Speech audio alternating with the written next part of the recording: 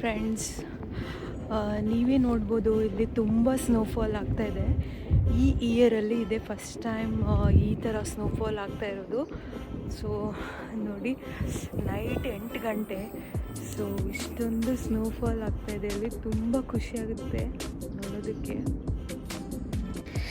ಇವತ್ತು ನಾನು ತುಂಬ ಒಳ್ಳೆಯ ಒಂದು ಇನ್ಫಾರ್ಮೇಷನ್ನ ಶೇರ್ ಮಾಡೋಣ ಅಂತ ಈ ವಿಡಿಯೋ ಮಾಡ್ತಾಯಿದ್ದೀನಿ. ಯಾರೆಲ್ಲ ಔಟ್ಸೈಡ್ ಇಂಡಿಯಾ ಮತ್ತು ಸ್ನೋ ರೀಸನ್ಸಲ್ಲಿ ಇರ್ತಾರೋ ಅವ್ರಿಗೆ ತುಂಬ ಹೆಲ್ಪ್ ಆಗುತ್ತೆ. ಆಫ್ಟರ್ ಸ್ನೋಫಾಲ್ ಇಮಿಡಿಯೇಟಾಗಿ ಕಾರ್ ಕ್ಲೀನ್ ಮಾಡೋದಕ್ಕೆ ಏನು ಪ್ರೊಸೀಜರ್ಸು ಮತ್ತು ಮಾಡಿಲ್ಲ ಅಂತಂದರೆ ಏನು ಪ್ರಾಬ್ಲಮ್ ನಾವು ಫೇಸ್ ಮಾಡ್ಬೋದು ಅನ್ನೋದನ್ನು ನಾನು ಈ ವಿಡಿಯೋದಲ್ಲಿ ತಿಳಿಸ್ಕೊಡ್ತೀನಿ. ಫಸ್ಟ್ ಏನಂತಂದರೆ ಯೂಸಿಂಗ್ ಸ್ನೋ ಬ್ರಷು ಮತ್ತು ಐಸ್ ಸ್ಕ್ರೇಪರ್ಸ್ ಅಂತ ಇಲ್ಲಿ ಸಿಗುತ್ತೆ. ಅದರಿಂದ ನಾವು ಕಾರ್ನ ತುಂಬ ಸ್ಮೂದಾಗಿ ಎಲ್ಲೂ ಸ್ಕ್ರ್ಯಾಚಸ್ ಆಗದೆ ಇರೋ ಥರ ಕ್ಲೀನ್ ಮಾಡ್ಕೋಬೋದು.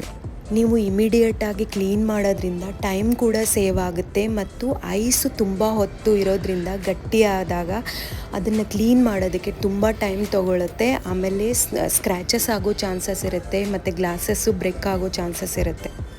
ಬೇಸ್ಡ್ ಆನ್ ನೆಕ್ಸ್ಟ್ ಅವರ್ ಅಥವಾ next day weather condition check ಮಾಡಿಕೊಂಡು ನೀವು ಕ್ಲೀನ್ ಮಾಡ್ಕೊಳ್ಳಿ. ಇಲ್ಲ ಅಂದರೆ ಮತ್ತೆ ಸ್ನೋಫಾಲ್ ಆದರೆ ಮತ್ತೆ ನೀವು ತಿರ್ಗಾ ಅದನ್ನು ಕ್ಲೀನ್ ಮಾಡೋ ಚಾನ್ಸ್ ಆಗುತ್ತೆ. ಸೊ ಈ ರೀತಿ ಫಾಲೋ ಮಾಡೋದ್ರಿಂದ ನೆಕ್ಸ್ಟ್ ಡೇ ಆಫೀಸ್ ಹೋಗೋರಿಗೆಲ್ಲರಿಗೂ ತುಂಬ ಟೈಮ್ ಸೇವ್ ಆಗುತ್ತೆ.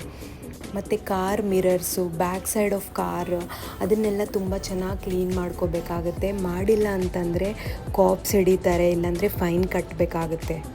ಮತ್ತು ಬಿಸಿನೀರೆಲ್ಲ ಹಾಕಿ ಕಾರ್ ಕ್ಲೀನ್ ಮಾಡೋಕ್ಕೆ ಹೋಗಬೇಡಿ.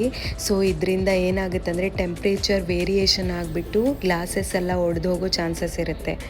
ಅದ್ರ ಬದಲು ನೀವು ಕಾರನ್ನು ಸ್ಟಾರ್ಟ್ ಮಾಡಿ ಡಿಫ್ರೋಸ್ಟನ್ನು ಆನ್ ಮಾಡಿ ಕಾರನ್ನು ಬಿಸಿಯಾಗೋದಕ್ಕೆ ಬಿಡಿ. ಸೊ ಆವಾಗ ನೀವು ಈಸಿಯಾಗಿ ಸ್ನೋನ ಕ್ಲೀನ್ ಮಾಡ್ಬೋದು. ಇನ್ನು ನಿಮಗೆ ವಿಂಡ್ಶೀಲ್ಡ್ ಕವರು ಮತ್ತು ಐ ಸ್ಪ್ರೇ ಅಂತಲೂ ಸಿಗುತ್ತೆ. ಅದನ್ನು ಯೂಸ್ ಮಾಡೋದ್ರಿಂದನೂ ನಿಮಗೆ ಟೈಮ್ ಸೇವ್ ಮಾಡ್ಕೋಬಹುದು. ಸೊ ಈ ರೀತಿಯಾಗಿತ್ತು ನನ್ನ ಈ ಟಿಪ್ಸ್ಗಳು.